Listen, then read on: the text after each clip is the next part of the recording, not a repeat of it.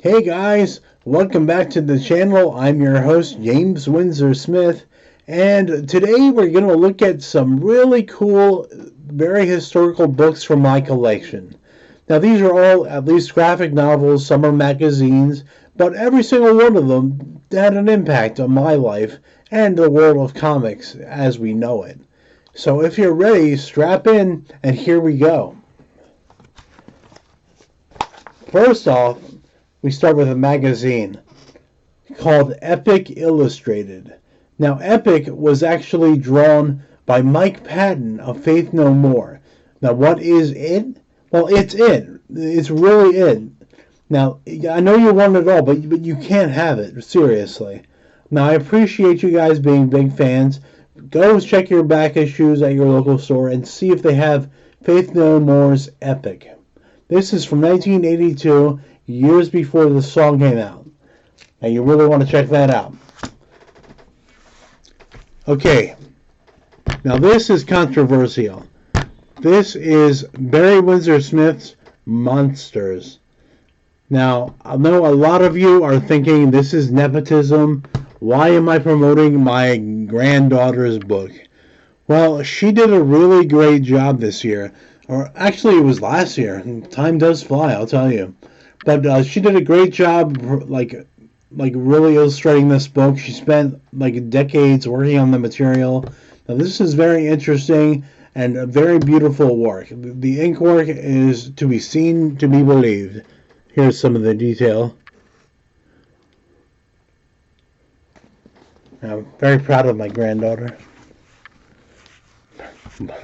What grandfather isn't proud?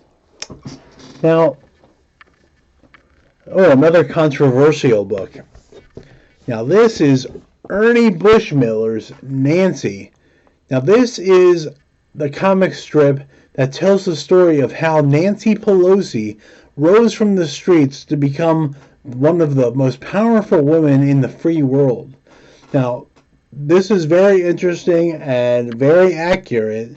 If you really close your eyes, you can almost hear her saying her catchphrase. That's all, folks.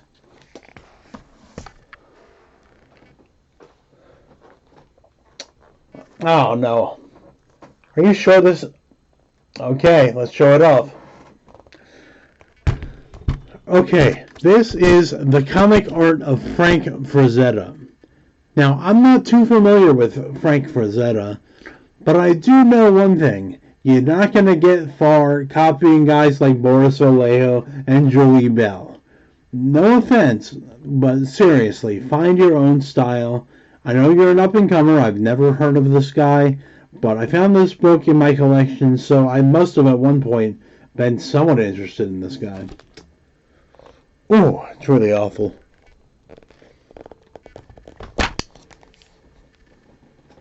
Oh, now, I'm not big on puns, but this is the holy grail of my collection. This is the first appearance of Excalibur. That means Sir Lancelot, King Arthur, Merlin. This is just top of the notch stuff. This comic book is over 1,000 years old and tells the story of the founding of England as we know it. It's really beautiful. It's drawn by Sir Alan Davis and written by Schecky Green. Well, there you have it. I hope you learned a little bit and you open your minds. Next time we're going to review Sandman, which was written by a gay man, a Neil Gaiman. So, I know that's kind of shocking to some of you. Brace yourselves. I know that you're used to the patriarchy taking over, but I hate to tell you, Sandman is a big deal.